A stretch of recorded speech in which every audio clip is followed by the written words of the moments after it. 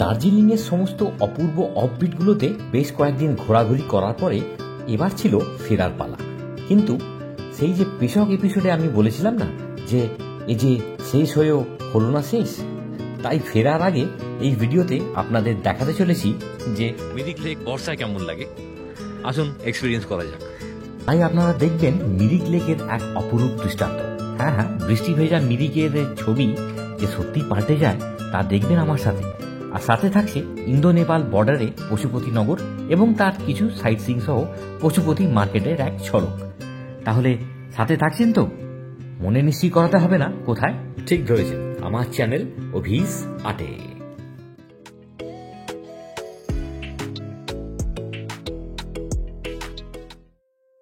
এবারের মতো দার্জিলিংকে বিদায় জানাতে মন কিন্তু চাইছিল না, কিন্তু যেতে তো হবেই, তাই কি না? তাই যাওয়ার ঠিক আগেই দার্জিলিংয়ের সেই বিখ্যাত ঐতিহ্য সমৃদ্ধ স্থানটিকে যদি একবার দেখা না করি তাহলে যেন অনেক কিছুই অপরিপূর্ণতার মেঘের আড়ালে ঢেকে যায়। তাই চলে এলাম সেই বিখ্যাত স্থানটিতে, যার নাম হচ্ছে বাতাসিয়া লুপ।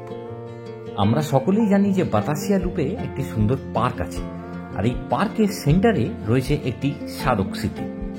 1995 সালে স্বাধীনতার পর জাতির সার্বভৌমত্ব রক্ষার জন্য যারা তাদের জীবন উৎসর্গ করেছিলেন তাদেরকেই উদ্দেশ্য করে দার্জিলিং জিনার সৈনিক বোর্ডের দ্বারা এই স্মারকটিকে নির্মাণ করা হয়েছিল।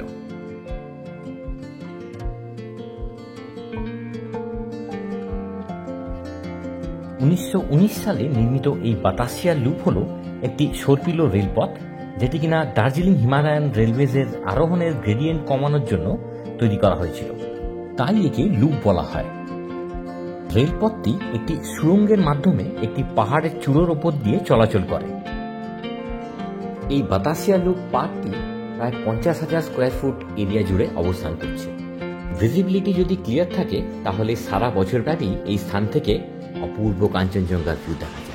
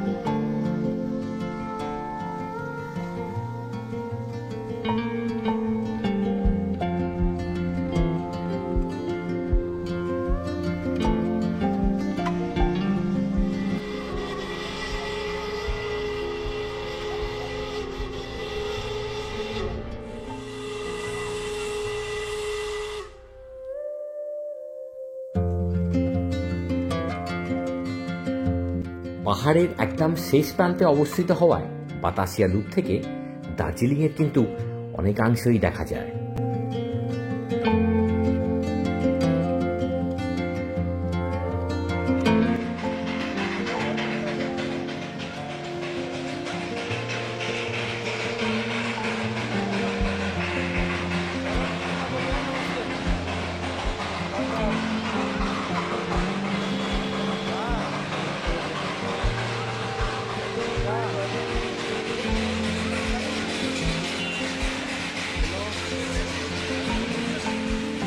বিশাল আকৃতির পাইন দিয়ে মোড়া, কিন্তু মাঝখান দিয়ে বেরোচ্ছে সেই হেরিটেজ ইঞ্জিনের কালো রঙের ধোঁয়া।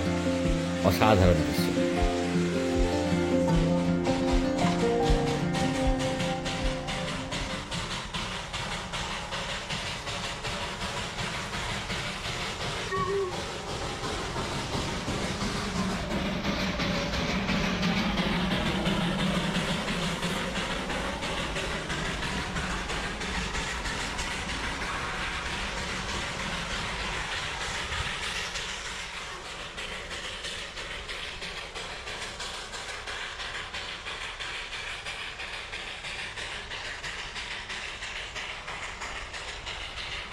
বাতাসিয়া লুপের স্মরণীয় মুহূর্তগুলিকে ক্যামেরাবন্দি করে এবারের মতো দার্জিলিংকে বিদায় জানিয়ে আমি রওনা দিয়েছিলাম আজকের প্রথম গন্তব্য অর্থাৎ ইন্দো নেপাল বর্ডারে অবস্থিত পশুপতি নগরের উদ্দেশ্যে। দার্জিলিংকে পিছনে ফেলে আসার বিষণ্ণতা মনের ভিতর বাসা বাঁধলেও আরও এক নতুন গন্তব্যের সতেজ আহ্বানকে স্বাগত জানাতে মনকে নতুন করে আশ্বাস জানালাম। ওদিকে প্রকৃতির মায়াবী জালের বশ্যতাকে স্বীকারোক্তি জানিয়ে গাড়ি থেকে নামতে আমি বাধ্যই হলাম। Good morning from Sukhia Pokhri. Sukhia Pokhri থেকে আমরা প্রায় তিন কিলোমিটার এগিয়ে এসেছি, আর এখানে পুরোটাই ফরেস্ট এরিয়া আর কি। দেখুন একবার চারদিকটা, এই যে অ্যাম্বিয়েন্স। তাই আমি বারবার বলি, এরম টাইপের জায়গা থাকলে, আর যদি আপনার নিজেরা প্রাইভেট ভেহিকেলে করে আসেন, শেয়ারে না করে প্রাইভেট ভেহিকেলে করে আসেন, তাহলে অবশ্যই অতি অবশ্যই আপনাদের নামা উচিত আর এই জায়গাগুলোকে এক্সপ্লোর করা উচিত।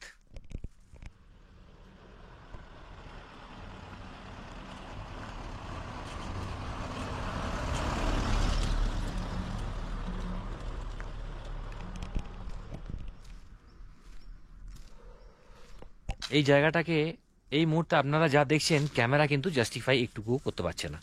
আমি যা দেখছি এখান থেকে ফিল করছি। দেখুন একবার এই জায়গাগুলোকে,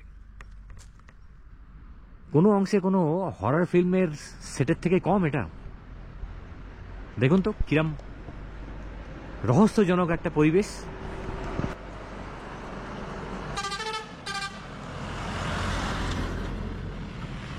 অসম্ভব সুন্দর। দেখুন তো, বাতাসিয়া লুপে দিব্যি রোদ্দুর খেলতে দেখেছিলাম, আর এখন আবহাওয়ার মেজাজ গেছে একেবারে বিগড়ে।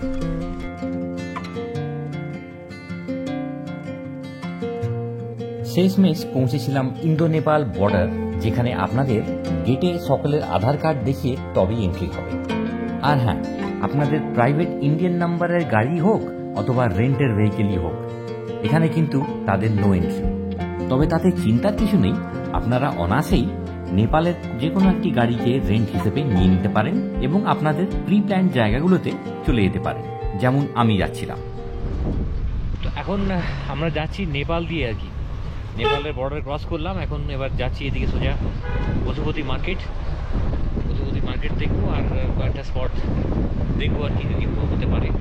ওয়েদারটা খুব খারাপ রয়েছে এই মুহূর্তে, আমাদের মিনিংও যেতে হবে আর কি। দেখি টাইম সুযোগ হয়ে ওঠে কিনা, সেই অনুযায়ী যাবো। আমার পুরো অফবিট দার্জিলিংয়ের ট্যুরটাই ভালোভাবেই বেশ গতানুগতিক এগোচ্ছিল, যদি আজকে এই বৃষ্টিটা না আসতো। তবে প্রকৃতির ওপর কার আর জোর খাটে বলুন। আমি চলে এসেছিলাম প্রথম স্পটে, অর্থাৎ দ্য বুদ্ধা পার্কে। এখানে লোকালদের কাছ থেকে জানতে পারলাম যে ভিজিবিলিটি যদি ক্লিয়ার থাকে তাহলে কিন্তু পৃথিবীর উচ্চতম শৃঙ্গ অর্থাৎ মাউন্ট এভারেস্টের দেখা এখান থেকে পাওয়া যায়। আর একটা দারুণ ব্যাপার, সেটা হলো যে এই জায়গা থেকে কিন্তু কাঞ্চনজঙ্ঘাকে আর দেখা যায় না। কি শুনতে একটু অবাক লাগছে, তাই না? আমারও তাই লেগেছিল। তবে এই স্থানটির মধ্যে আলাদা মাত্রারই এক সতেজতা এবং পবিত্রতার মেলবন্ধন লক্ষ্য করা যায়, যা সত্যি দেখবার মতো।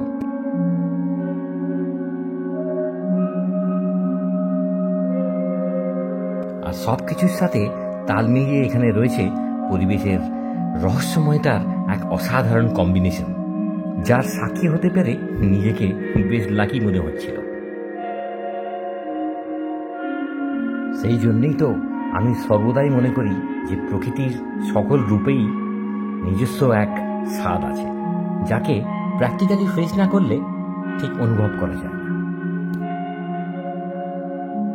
এই বুদ্ধা পার্কের সংলগ্ন একটি ঝুলন্ত ব্রিজ আছে, যেটি বেশ হাইট, কিন্তু এই ব্রিজ দিয়ে যেতে আপনাদের আমি গ্যারেন্টি দিয়ে বলতে পারি যে আপনাদের বেশ লাগবে।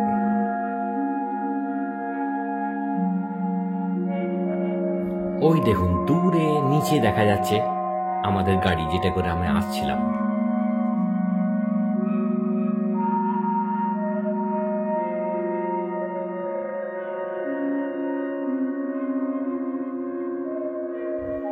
এই ব্রিজটা তো অবশ্যই আসবেন।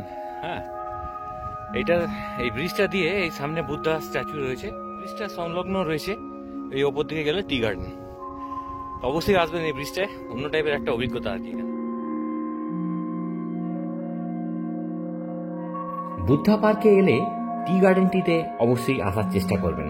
তবে হ্যাঁ, যাদের হাঁটুতে প্রবলেম আছে বা যারা বয়স্ক তাদেরকে আমি এটা রেকমেন্ড করব না, কিন্তু বাকি যারা সুস্থ রয়েছেন তাদের একবার অতি অবশ্যই আসা উচিত।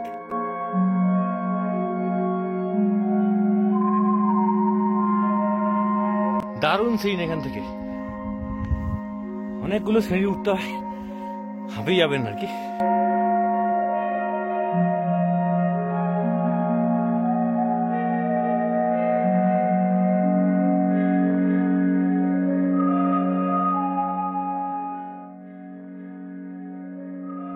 লোকালসদের মত অনুযায়ী এখানে যদি ভিজিবিলিটি ক্লিয়ার থাকে তাহলে এই টপের ভিউতে এসে আপনারা নেপালের সমস্ত রেঞ্জেস দেখতে পাবেন। তাছাড়া এভারেস্টের একটু পোর্শনও দেখতে পাবেন, যেটা আমি এই মুহূর্তে দেখতে পেলে নিজেকে প্রচণ্ড পরিমাণে লাকি ফিল করতাম।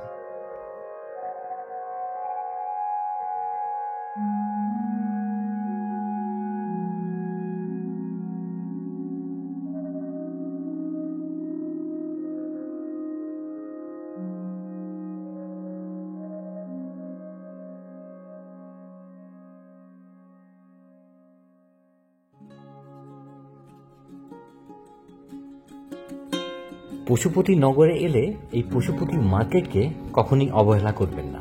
এখানে আপনাদের কেনাকাটার এবং বিভিন্ন ধরনের ভ্যারাইটি রকমের শীতের পোশাক, ব্যাগ এবং অন্যান্য সমস্ত রকমারি জিনিস কিন্তু আপনারা অনেক কম দামে, রিজনেবল দামে পাবেন এবং এখানে একটুখানি বার্গেনিং করে নিয়ে কেনাটা বেশি লাভদায়ক।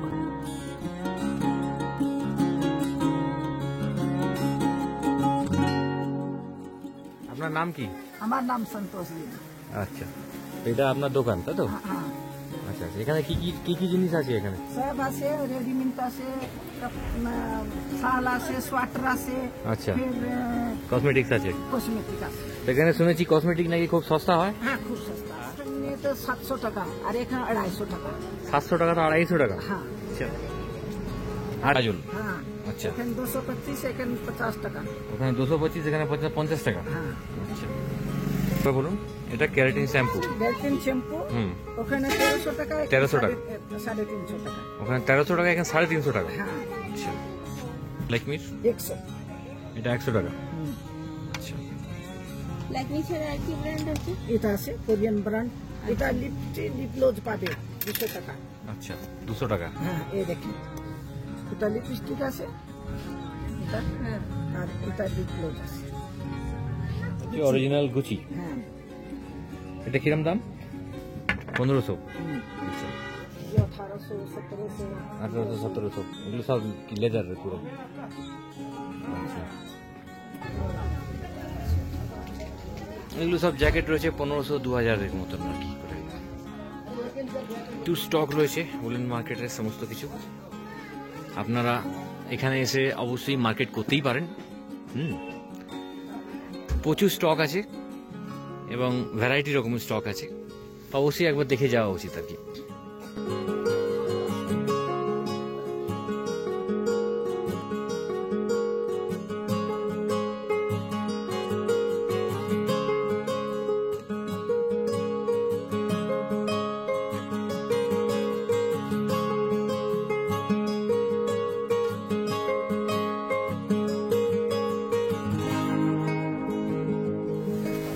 ये नेट छाता कितने का है ये? 230 का। और यहाँ पे जो रखे हुए हैं ये सब क्या प्राइसेस है? 270, 250, 200 से लेके 600 तक का होगा। 200 से लेके 600। মিরিকের একের পর এক টি এস্টেটগুলোকে গাড়ির জানলা দিয়ে পেরোতে দেখছিলাম শুধু, কিন্তু কিছুতেই নামতে পারছিলাম না, কারণ ইন্দ্রদেব যে তার প্রহরীদের কঠোর নিষেধাজ্ঞা দিয়ে রেখেছিলেন এই বলে যে যেখানে যাই হয়ে যাক না কেন তোমাদের কিন্তু আজ ছুটির বার্তা আমি দিতে পারছি না। মনটা তাই স্বভাবতই একটু খারাপ হয়ে উঠেছিল। এদিকে আবার মেঘাচ্ছন্ন সকাল কখন যে দুপুরে পরিণত হয়েছে সেটা টের পেলাম যখন নিজের ঘড়ির দিকে তাকালাম। বেলা বেশ গড়িয়েছিল, তাই খিদে পাওয়াটাই তো স্বাভাবিক। ওয়েদারটা খুবই খারাপ এই সময়, প্রচুর বৃষ্টি বাদলা হলো, মানে 2টো বাজে আর কি। আর দেখে মনে হচ্ছে যেন বিকেল 5:30 6টা বাজে আর কি। আমি বাইরে ক্যামেরা নিতে পারছি না, এক তো প্রচণ্ড বৃষ্টি পড়ছে, প্লাস এত ঠান্ডা এখন বাইরে যে হাত বার করলেই মানে হাত জমে যাচ্ছে এখন পুরো। গোপালধারার টি এস্টেটের সামনে তাই আর বেশি দেরি না করে একটা ছোটখাটো রেস্টুরেন্টে এবার ঢুকেই পড়লাম। গোপালধারা টি এস্টেটের অপোজিটে একটা ছোট রেস্টুরেন্টে বসে আছি। অবিরাম বৃষ্টি হয়েছিল যে বাইরে, এখনো কী করা যাবে, লাঞ্চের টাইম, লাঞ্চ তো করতেই হবে। এখন নিজেদের জন্য চিকেন নুডলস অর্ডার দিয়েছি আর কি। বৃষ্টির ওয়েদারে চিকেন নুডলস খেয়েই দেখা যাক কেন। কত আশা নিয়ে ভেবেছিলাম যে টি গার্ডেন যাবো আর কি, দেখা যাক যদি এখনো থামে তা বসে যাবো। তার আগে দেখি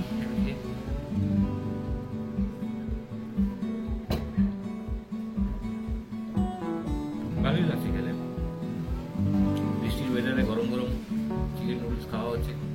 খিদেও পেয়েছিল, খিদের মুখে বেশ ভালোই লাগছে। তো এটাই আশা করছি যে তাদের বৃষ্টি থামতেই যাবো, গিয়ে আমিও দেখবো আর আপনাদেরকেও দেখাবো।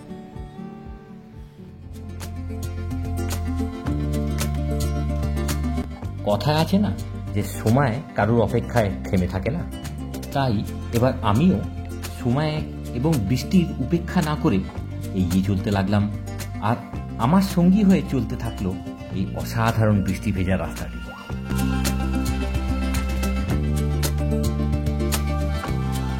নর্মালি মিরিক লেক তো আপনারা সবাই দেখেছেন ভালো ওয়েদারে।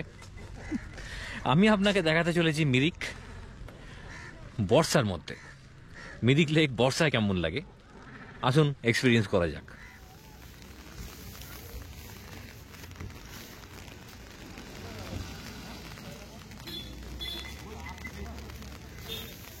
এটা হচ্ছে কার পার্কিং মিরিক লেকের পাশেই।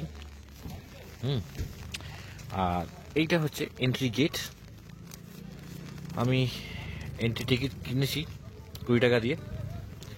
আসুন তাহলে ভেতরে যাওয়া যাক।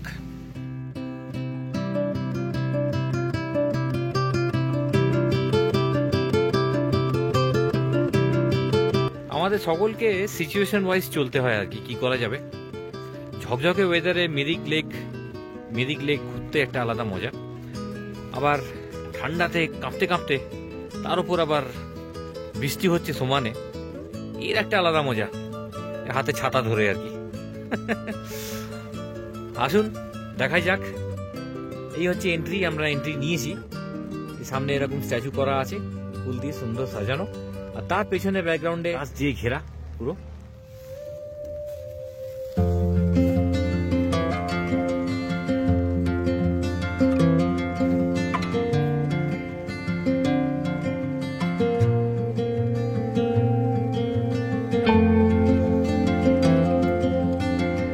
বাইরে সমস্ত হোটেল এবং রেস্টুরেন্ট আপনারা দেখতে পাচ্ছেন। লেকটা চতুর্দিক দিয়েই এগুলো দেখা যাচ্ছে ভেতর থেকেই আছে। আর এখানে একটা বড় ইন্ডিয়ান ফ্ল্যাগ রয়েছে। আর এই ব্রিজটার ভিউটা খুব সুন্দর, দারুণ লাগছে ব্রিজটা। এটা একটা ফুট ওভার ব্রিজ, লেক সংলগ্ন। লেকটা অনেকটাই বড় আর কি পুরো এরিয়াটা।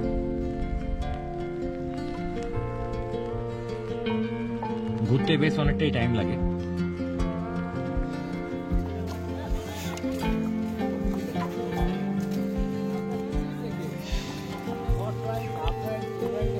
अच्छा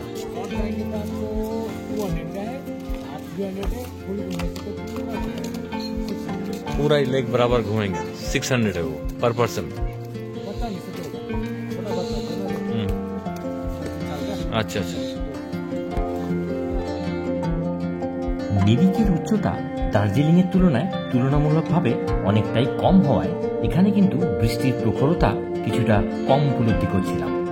আর এই পরিবেশে ব্রিজটা কিন্তু অতুলনীয় দেখাচ্ছিল।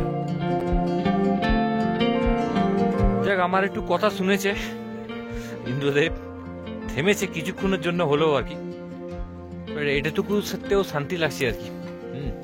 সকাল থেকে যা চলছে, তবে এই ব্রিজটাতে এসে ওইটা হচ্ছে পার্কটা আর কি, যেটাতে আমরা গেছিলাম। পার্কটাতে তেমন কিছু দেখার নেই আর কি, আপনারা ইচ্ছে করলে ঢুকতে পারেন 20 টাকা করে টিকিট। আর এটা হচ্ছে একদম লেক বরাবর হাঁটা আর কি, এটার জন্য কোনো এন্ট্রি ফি নেই আর কি। আগে এখানে বোটিং হয়, এখন চলছে না আর কি এই মুহূর্তে। তো খুব সুন্দর, ভিউটা খুব সুন্দর আর কি। হ্যাঁ, এখানে এসে একটা বেশ, এই পার্টটাতে এসে একটা বেশ ভালো ফিল আসছে আর কি। ওখানটাতে পুরো শহর, কোলাহল, গ্যাঞ্জাম রয়েছে আর কি, প্রচুর আওয়াজ টাওয়াজ রয়েছে। এইখানটাতে পুরো ন্যাচারাল বিউটি, মানে এটাতে নেচারটাকে ফিল করতে পারবেন এখানটা ভালো করে।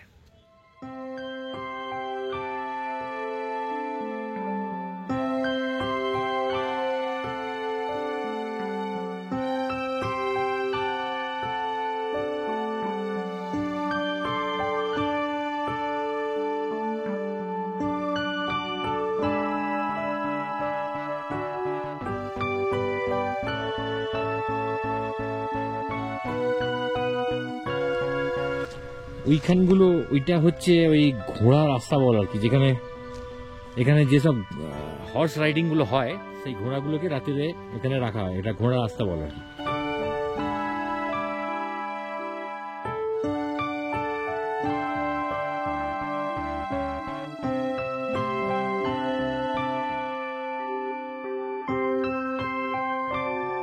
তবে কি বলুন তো, যতই বৃষ্টি পড়ুক আর চলাচলের অসুবিধে থাকুক না কেন, আমার কিন্তু পরিবেশটা সত্যি অমায়িক লাগছিল।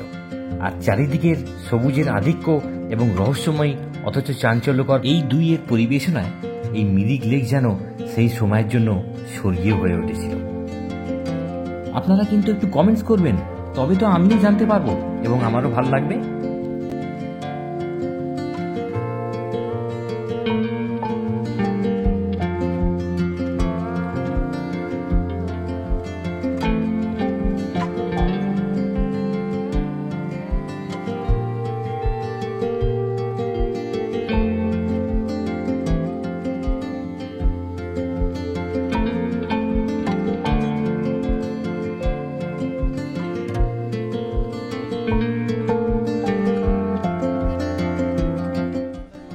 বর্ষাতে এখানে পার্কের মানে লেকের ধার দিয়ে চলতে দারুণ লাগছে, কিন্তু একটা জিনিসে খুব সাবধান হতে হবে আপনাদের, খুব পেছল রয়েছে এখানে। এখানে যে পাথরের যে দিয়ে ঘেরা যে এগুলো রয়েছে খুব পেছল, আর রাস্তাটা খুব সরু, পড়ে যাবেন, সোজা লেকেই পড়ে যাবেন। দ্বিতীয় পেছল হচ্ছে এখানে যে ঘোড়াগুলো যাচ্ছে, তাদের যে পটির জন্য, তারা যে পটি করছে তার জন্য বেশি পিছলে যাচ্ছে আর কি। এই জিনিসটা মাথায় রাখতে হবে আর কি। নিজেদের প্রিয়জন, বন্ধুবান্ধব এবং আত্মীয় স্বজনদের সাথে সময় কাটাবার যেন এক আলটিমেট ডেস্টিনেশন আমাদের সকলের পরিচিত এই মিরিক লেক। নেক্সট আপনারা যখন মিরিক লেকে আসবেন, দেখবেন আমার কথাগুলো আপনাদের অবশ্যই কানে বাজবে।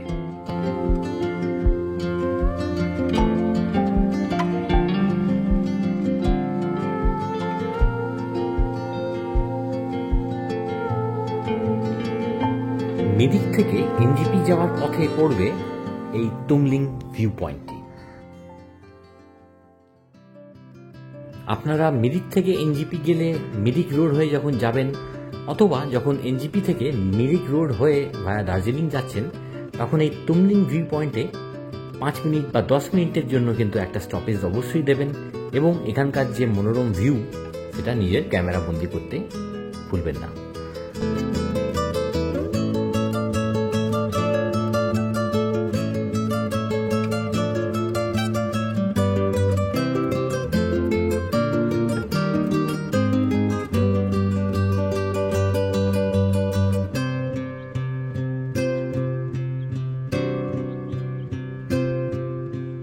তো আমি এখন দাঁড়িয়ে আছি মিরিক থেকে প্রায় 15 কিলোমিটার দূরে, আর এনজিপি থেকে মোটামুটি 42 কিলোমিটার দূরে তুমলিং ভিউ পয়েন্টে।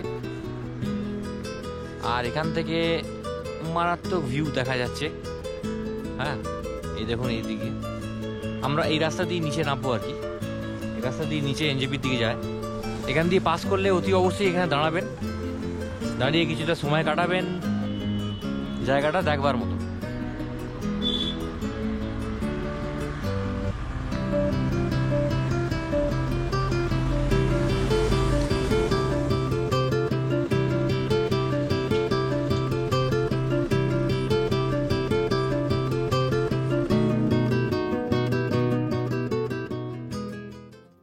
গাড়ি আমাদের এবার এনজিপির দিকে অগ্রসর হচ্ছে, অর্থাৎ এই ভিডিওর শেষ প্রান্তে চলে এসেছি, কিন্তু মনের ভিতর অনেক স্মৃতি এবং আনন্দের আভাস নিয়ে এগিয়ে চলেছি, যাতে ভবিষ্যতে আরও অনেক অনেক সুন্দর এবং মনোরম জায়গার সাক্ষী আপনারা হতে পারেন শুধুমাত্র আমার সাথে। কিন্তু আপনাদের একটা কাজ এখনো যে বাকি রয়ে গেছে, আর সেটা হলো যে ভিডিওটা ভালো লেগে থাকে যদি, তাহলে অতি অবশ্যই একটা লাইক করবেন, আর ইচ্ছে হলে কিছু কমেন্টস করবেন। আর যে সকল নতুন বন্ধুরা অভিস আর্ট পরিবারের সদস্য হয়ে জুড়েছেন, তাদের ভবিষ্যতের সকল ভিডিওগুলোর ইনস্ট্যান্ট নোটিফিকেশন পাওয়ার জন্য আমার চ্যানেলকে সাবস্ক্রাইব করে দেবেন। তবে এতে কোনো জবরদস্তি নেই, যদি ভালো লাগে তাহলেই করবেন। আজ এই কথা বলে শেষ করছি, কিন্তু খুব শীঘ্রই দেখা হচ্ছে আবার এক নতুন ভিডিওতে আমার চ্যানেল অভিস আর্টে। ততক্ষণ খুব ভালো থাকবেন, নিজের খেয়াল রাখবেন এবং আমাকে সাথে রাখতে ভুলবেন না কিন্তু।